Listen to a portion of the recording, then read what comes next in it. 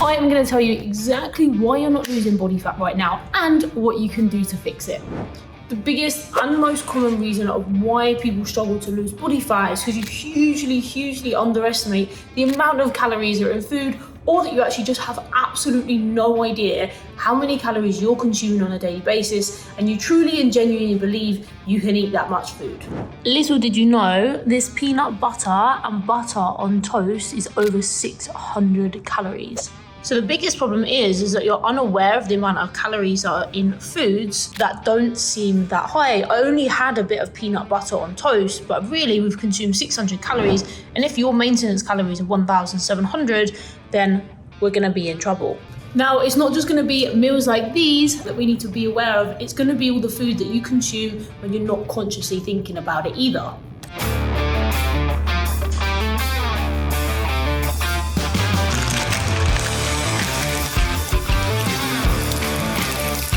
All the times you put your hand in here, all the squirts of this that don't matter.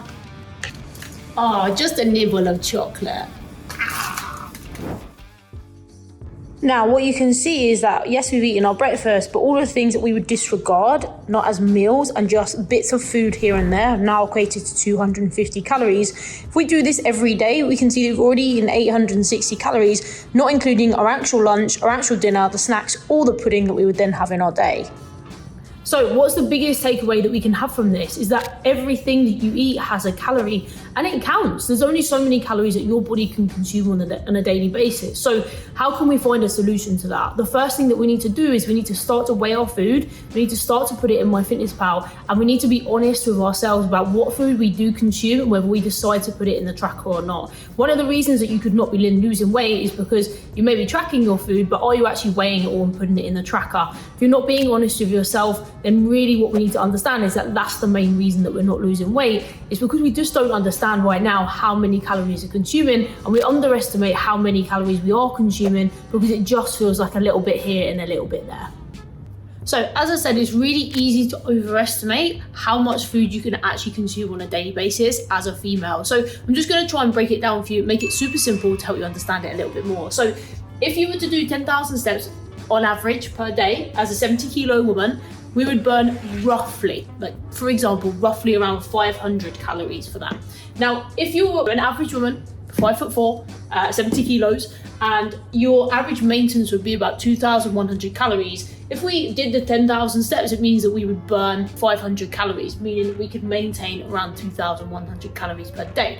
Now, if we took half of those away, and actually most people definitely don't do 10,000 steps, and say you do 5,000 steps per day, 5,000 steps means that we lose 250 of those calories burned, meaning that your maintenance is now only 1,850 calories, meaning that, okay, what we weren't understanding is that we can't eat anywhere near as much as we assumed, so therefore it makes it so much easier for us to gain weight. We wonder why we've gained weight. It's because we're inactive and we're eating too much food. We're eating too much food because we don't know how many calories are in the foods that we're consuming. Thank you so much for watching this video. Just to summarize everything that we've just spoken about is that helping you understand that it's really, really important that we understand how many calories we're consuming. How do we understand that? We weigh and track our food accurately, remembering that the food that you don't track but you still eat, it still counts, and that's so, so important. Also, the influence that movement has on our body. The next video that I've got coming, I'm going to talk to you about how many steps you should be doing, how to understand how much activity you should be doing as well, and what effects that has on you, and how we can calculate that with our deficits. So hopefully that next video brings you loads of insight as well on the useful information of how to lose body fat.